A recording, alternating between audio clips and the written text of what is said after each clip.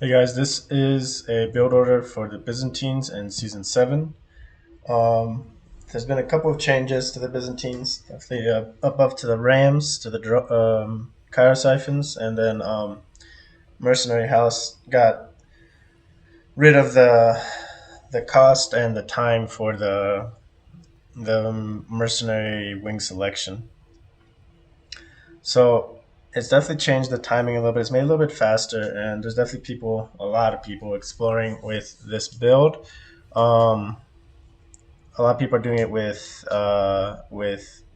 longbows to kind of complement your opening horseman if you go hippodrome. And I've been playing around with this build. It's pretty much about as tight as I can get it. It's a little bit, there's some variation, so there's some RNG stuff that we might see happen when we play it out. But we're going to just play it first, and then we'll probably go back and kind of do an overview, and then just a little bit of thoughts on this build, as well as, I mean, I think it's got some potential in terms of its like pressure early, and I think it's going to shine in lower elos more than it's going to do in higher elos, because once you get to higher elos, people are going to see your berries opening. They're going to build, they're going to expect some sort of hippodrome or fast early mercenary plane. So they're going to probably be dropping a Rax and Spearman to protect their eco really early on. So the possibility for getting damage and stuff is there, but just even like going for the mercenary house and everything is already slowed down. Just like collecting from berries slows down your age up time about I want to say about 10 seconds is what I've been getting on average. So it's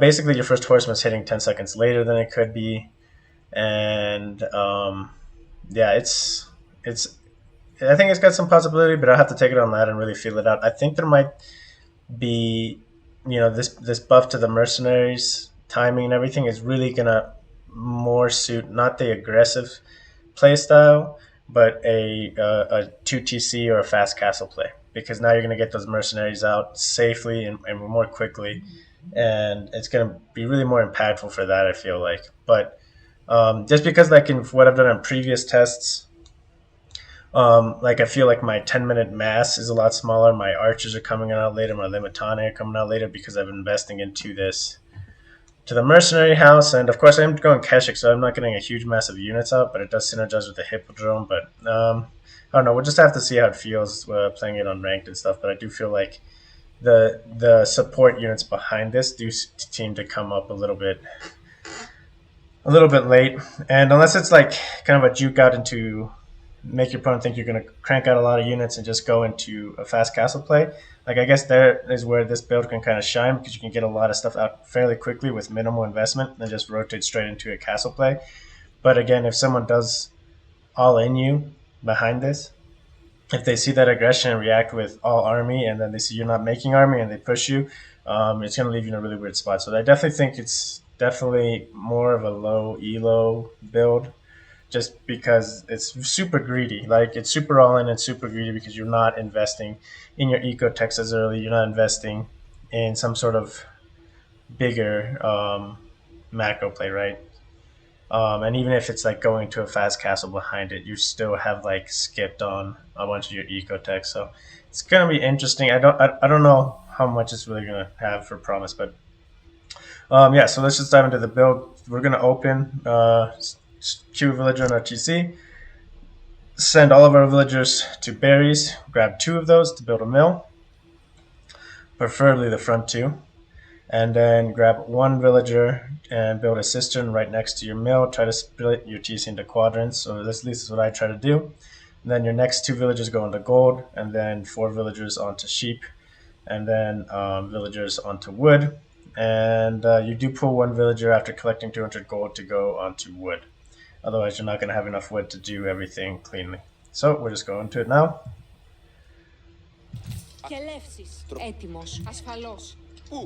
Grab 2 villagers here. And then let's grab this. We can't really, so we'll do this right here.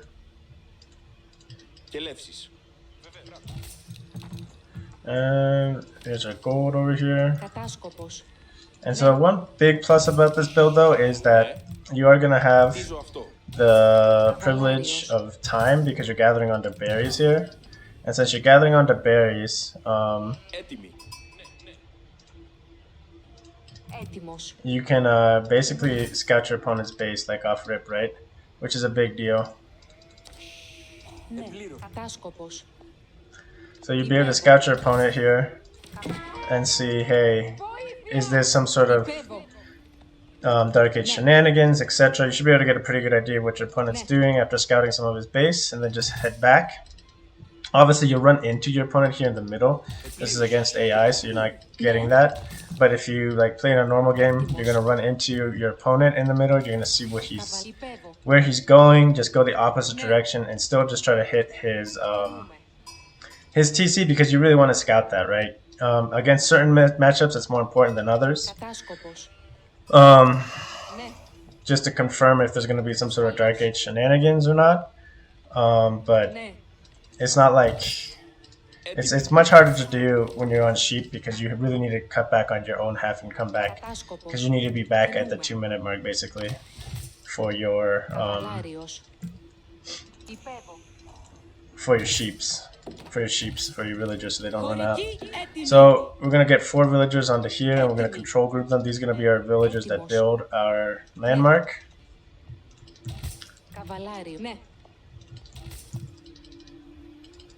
We're getting close to our 200 goals, so we need to pay attention to that. We'll pay attention after we drop off the 180 here.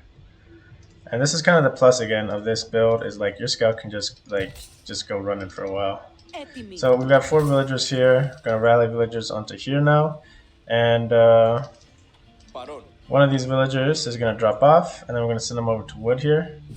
We're gonna drop this, and let's drop. Ooh, we don't have space there. We don't have space here. Well, that kind of messes up with our build, but that's okay. It's no big deal. Oof, there's another one there. I don't know how we missed this guy. He must have been just on the fringe. Okay, well that's alright. Come over here, let's drop over here.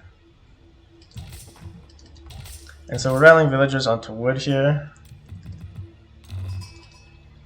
I want one of these villagers with, once he has 4 food, I'm going to force drop off. I don't like having these not round numbers.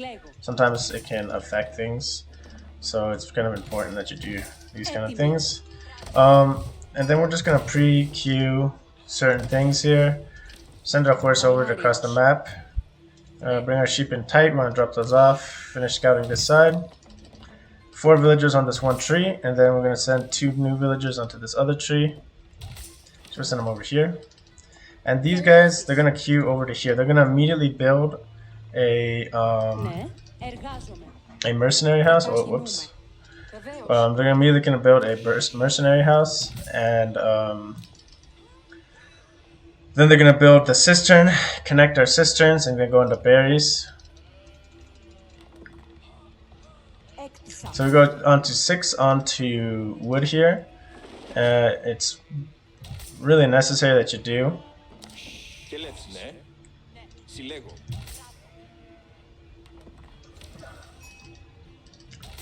Okay. A little bit late here on what we would like. And this is kind of that RNG that I'm talking about here. Because there's certain like aspects, like if this tree doesn't run out, sometimes it does, sometimes it doesn't. We're in a better spot there. So we're just going to drop this cistern here. And then while this builds, we're going to get this mercenary house up afterwards. And then we're going to connect these 2 and then send them to there. Let's send this over here.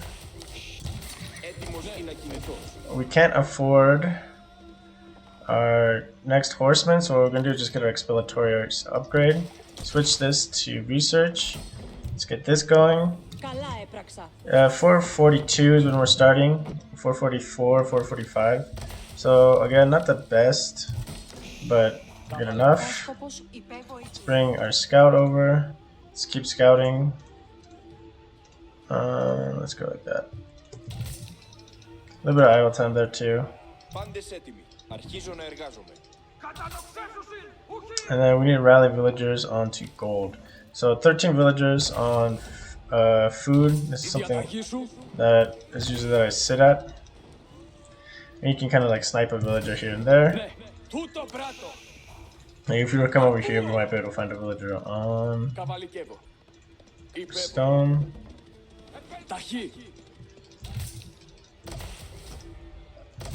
Some more villagers out. This guy's about to pop.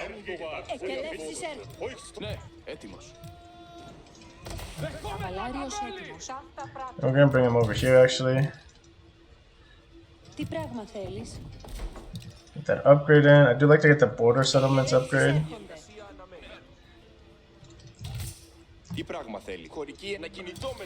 This guy's chopping. Another horseman queued. That upgrade's coming through. So 6 minutes, you have basically 4 horsemen, a 5th horseman, or 3rd horseman on the way, and you're in a pretty decent spot here, right?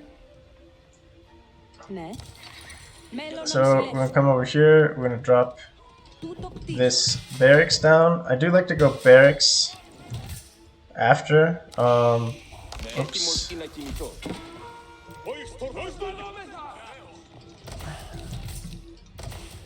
Gotta get that upgrade because I can't play and talk apparently. We want to get our next upgrade that we focus is wheelbarrow here. Build this and then come over to food. Okay, well we can go wrap around. Try to find things to raid here. And I really want to get, before I get anything, I want to get the wheelbarrow going just because it takes so long.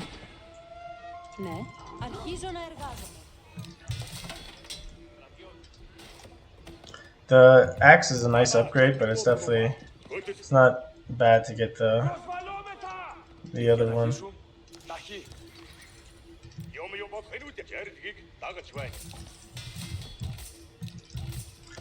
Speaking of which, let's get that going.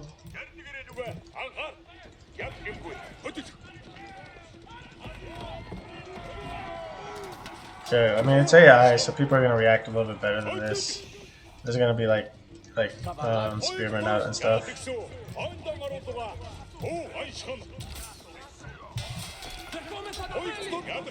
Okay, let's get this going. Make sure you get your upgrades.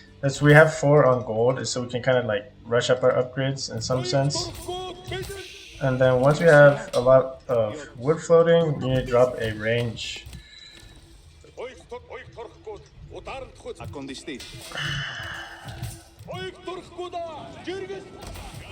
We do have our upgrade here, so that's really nice for our troops here. This is gonna finish. We're gonna get a horticulture after this. Okay, let's go over here.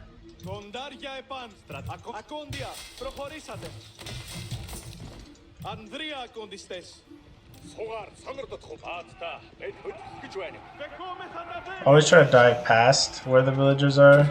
If you're gonna get a snipe, it has to be like into them, but yeah, nothing. Like I probably wouldn't dive this deep in a game. But we have a lot of Triumph 2 to work with, right? Let's get this a little bit out there. There we go. 13 villagers, 14 villagers on wood is usually where I stop.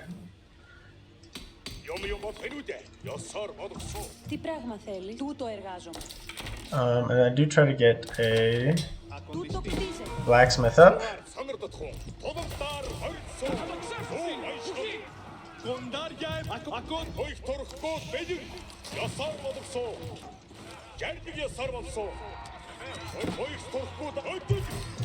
Don't forget to get Keshik's going.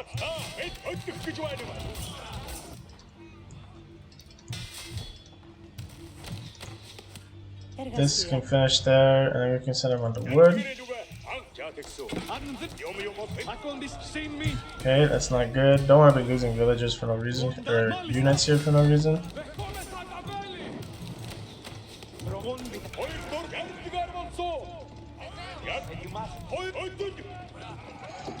And yeah, so that's basically the build here. You're gonna have your techs are gonna be up. You're gonna start getting pretty much all your eco techs are up by 10 minutes, and you can also be dropping a your level 3 cistern pretty much at this point too. So that's basically the build. We'll go ahead and just go over it again, just to see. I mean, when I play and I talk, I can't do it very good. I usually end up not talking when I play because I can't like do it very well. Um, Not enough brain power. But we're gonna look at just kind of like some general timings and things.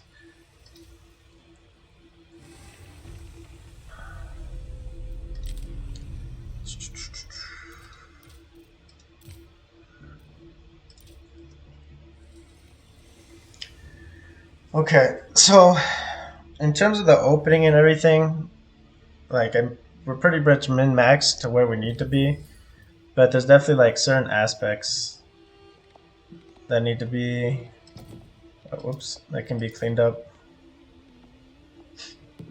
So this opening I really like. The 2 to build the mill, 3 on the berries, 1 on the cistern. Always try to drop your first cistern, buffing like the quadrant where the berries are at. And if you have a wood line, try to keep it tight to the wood line because this is going to dictate where another one is. If you put one over here, then it's going to be like hard to get it tight up against this. You're not going to get housed dropping a house here with your first fill and the mine. So I kind of recommend doing this because really what's going to hold back your age up is your food collection. So you want these 6 ASAP on the berries. You really don't want them on building a house immediately because you're just losing like time really, because you really need to be on that food ASAP. Your next 4 on sheep, because you're gonna have enough oil once you age up, so you just need better food production, sooner food production, and you want 4 villages here so they can build the landmark, which is always going to be really close to your TC. Let's speed this up a little bit. And the big plus too is like scouting here with your scout. You get really good info on your opponent, and like prevents like not knowing any dark age shenanigans, trial rushes, or whatever, or something that's off meta that you can sometimes tell off a rip. And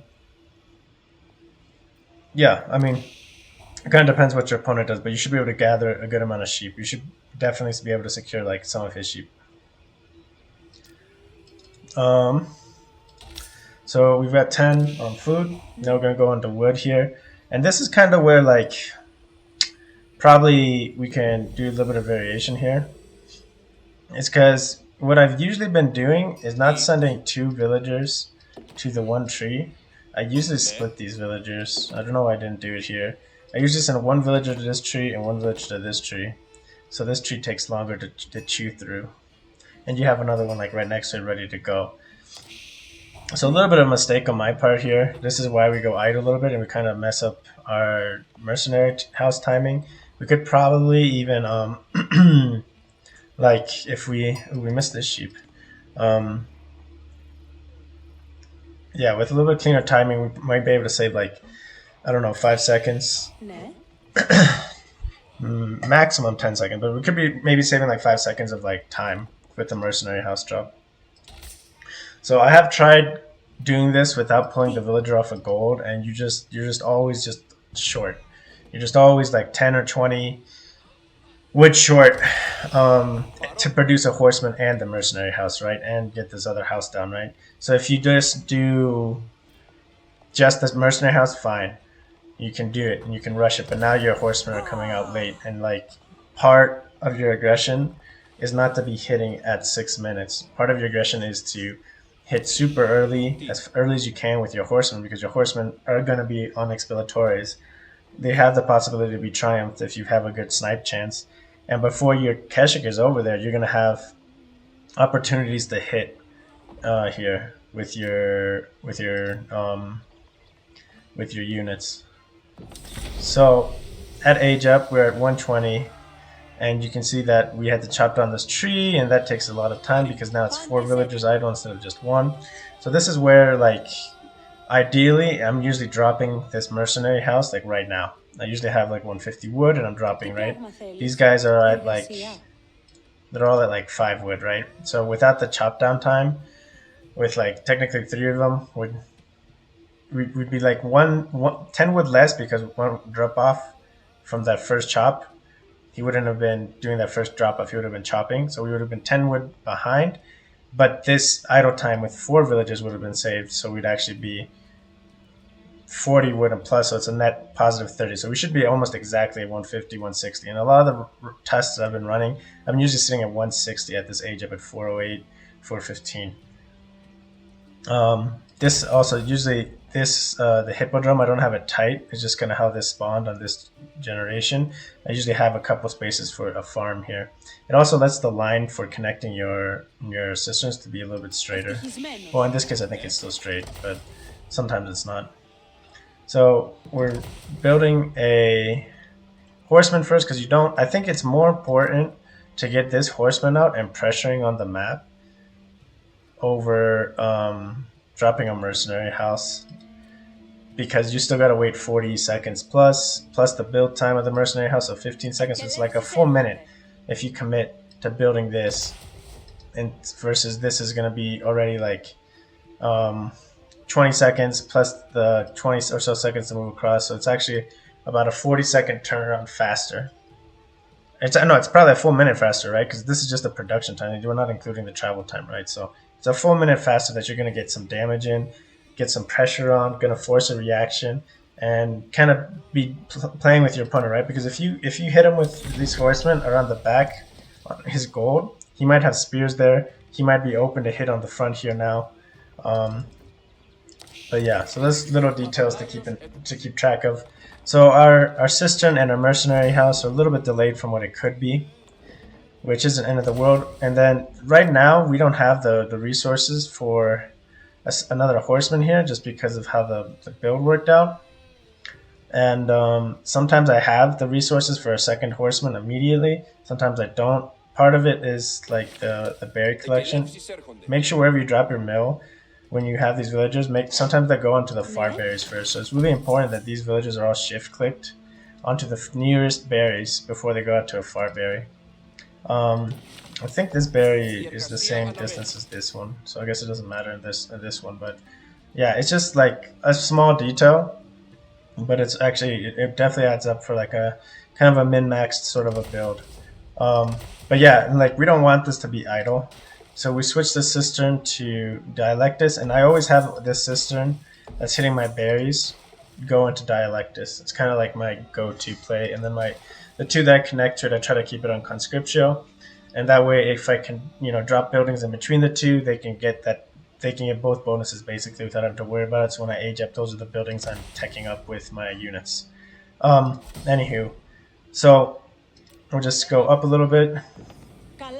And we see the Keshiks are starting 445, so a little bit late. Maybe like if everything was a little bit cleaner here, we might be dropping these Keshiks 435, 440, somewhere around there. So just a little detail, and we have the resources to build a horseman right now. So again, a little bit of a mistake here because a little bit of idle time more than necessary. And then in terms of my villager allocation. There you go, there's that horseman. My villager allocation, I do like to go just 13 on food. Technically, you only need 11. But it's really tight. Like, it's really tight, and you're pushing it because it's not like a true 11 like on sheep, because you're on berries. So 12, 13, I find is just a lot more safe and consistent. And then when you transition your villagers from these berries to the next berry patch, you're going to have a big kind of downtime, and that's going to kind of cover your villager production because you're going to have a little bit of food stored up. So I do like to go 13 on food. And then if we look at our techs, right now all we have is our exploratores, but that's the big thing, right? Because this unit's here and it can be hitting stuff, and you could be potentially getting plus 20 gold, which will definitely accelerate. And for example, if you do get like two villagers, I mean, it'd be in low elos is more possible, but in higher elos, if you get like it's harder in higher elos, but if you do get like 2 villagers worth of gold on your exploratores, that's huge. And like now you wouldn't rally like 4 villagers to gold, you would rally 3. And the other thing too, rallying to gold is pretty important because you do have a lot of eco upgrades to get, and you're not really close to getting anything. Besides exploratores, you have border settlements. So you already have like 100 gold sink that other civs usually don't get. And this kind of slows down your ball that you get going in feudal, but it does pay off. I think 100%. I mean, you also have trapezites, right, which is also another 50 gold, which can definitely come in handy a little bit later on. So Keshiks are out 535 ish. So a little bit later than what it could be, right? So we probably could get a Keshik out at 525. I think I did one test, yeah, where I was getting 525, 520. But it's, there's a lot of RNG things that are in factor. Getting your villager splits on the wood correctly, pulling your villager off of gold exactly at 200. Those things actually, they're actually really important. If you don't do it correctly, your build is delayed. At which point, I think this build isn't worth doing if you mess up the build. Because it's so all in, like it's almost not worth like doing it if you don't like fully play it properly, right? So I mean, here you can see the AIs. You already got 8 barracks, 8 range, 8 mercenary house. So this is kind of what your opponent could have too, right? And it's floating a lot of wood right now, so you could expect 4 units out at this point. So it's not like you're busted here. I think your biggest strength going with this cav build is that you have these first 2 horsemen hit and then rotate somewhere on the back and focus there. And then with your 2 Keshiks that come in, I think it's important to try to keep them separate and hit somewhere along the front where you can. And these Keshiks are more likely to be able to dive, say, a wood line. They can take a little bit of TC fire, not too much.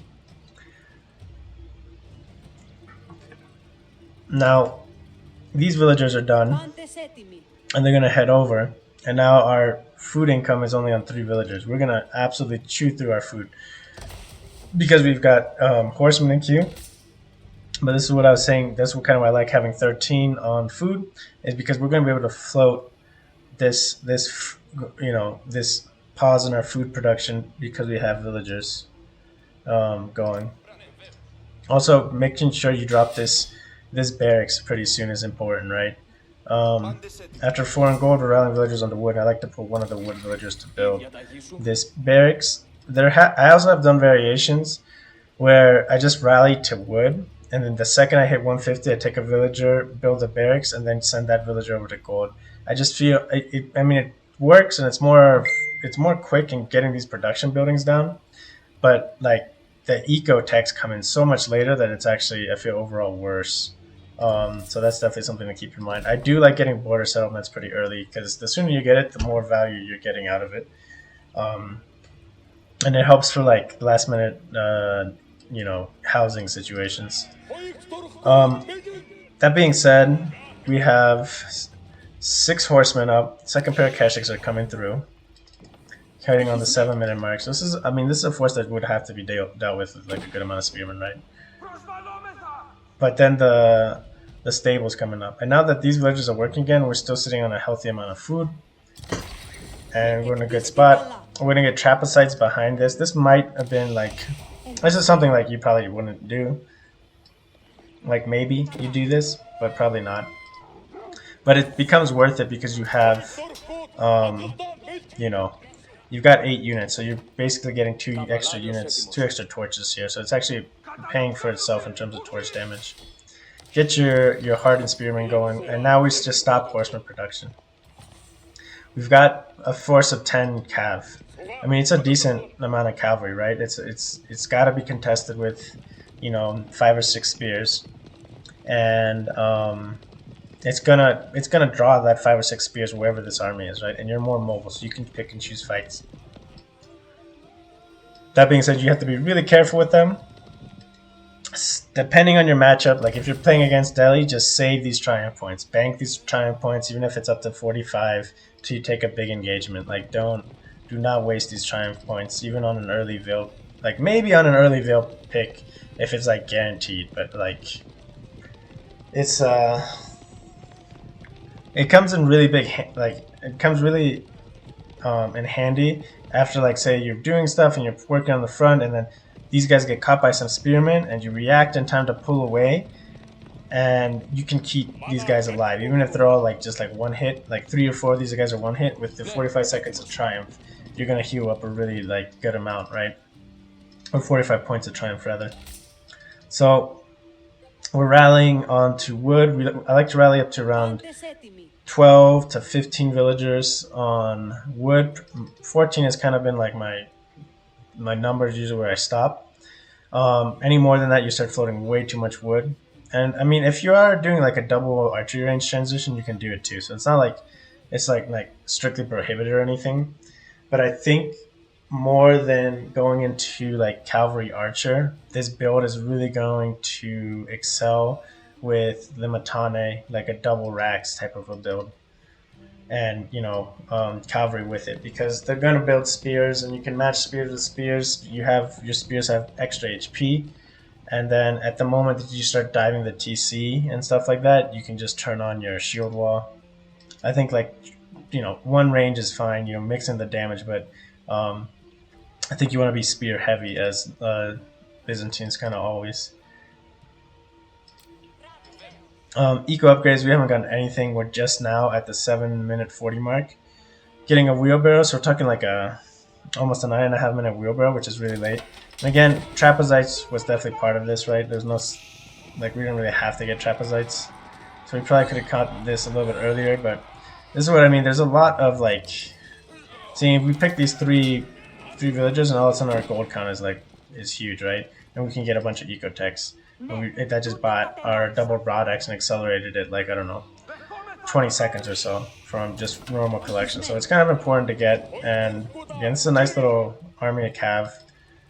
These Keshiks here should be doing something, but yeah, that's basically the build. It's, again, I'm kind of hesitant on how good it actually is because of how your opponents can react. So yeah, because even with a typical build, maybe I don't drop this barracks, right? Maybe I can drop a range first, which is fine too, and so I'm getting my archers out sooner. But even then, these guys are coming out way later than they normally would, because you're focusing on this mercenary house, and so a lot of resources go into it. So I mean, I guess the other thing is, right now at this point we could have, instead of 4 Keshiks, we could be sitting on 5 longbows, and the second batch would be on the way right now. So it's again, possibly the longbow build is a little bit better because you're gonna get a lot more pressure with those longbows and be able to keep them kind of turtled in, versus having to dive, and it's gonna complement your horsemen a lot more than the Keshiks do. But the hippodrome does synergize with the Keshiks a lot better. You can just stay under TC fire with Keshiks, or a stacked tower or whatever. You see, I mean, that's, we survived. One horseman we lose, but we took a lot of damage there. And we're kind of coordinating troops here, but we're starting to flood some wood and stuff. So dropping this blacksmith is fine. We're rallying. We stopped at 13, 14 villagers on wood. And we're just going to rally on the food, and that's kind of pretty much it from there. That's all you kind of really do at this point of the build. Just rally until you're about 20 plus villagers on food, 25ish I would say, and then I would just rally villagers onto wood, and then maybe take 2 or 3, 4 of these villagers and send them over onto gold if you're looking for a good timing here. But if you look at our income per minute, it's 2 minutes to castle, and about pretty much 2 minutes to castle, right? So we could just stop building units and take up the castle here with these 20 units, and just do what we can here. But it's it just really depends on the game state. I don't really know if fast castling with the Byzantines is really worth it, but I mean, you do have every production building down, so it could be worth it in some regards. But I think in general, this mercenary buff isn't going to be so much seen and used with a hippodrome play. This worked, and it's got a good tempo. We got to test it out and see how it really feels. But I still think fast sheep, hippodrome, rotate onto your berries after your sheep run out, and focus on getting archers and Limitane out to complement your horsemen. Drop your mercenary house later, and kind of as a reaction to what your opponent is doing and playing. Keshik's are good, and they synergize great with the hippodrome. And like if you can keep this mass alive, come castle age, it's gonna give a lot of value. But yeah, it's I mean, it's definitely something that can be done. Right, you can definitely put a lot of pressure, keep army in his base while forming up your own army of infantry. So it's got possibility, but I do think that this is the mercenary changes are really gonna shine with like a winery 2TC or winery fast castle. And yeah, so that's pretty much it for this video, guys. Thanks for watching, and I will catch you on the next one.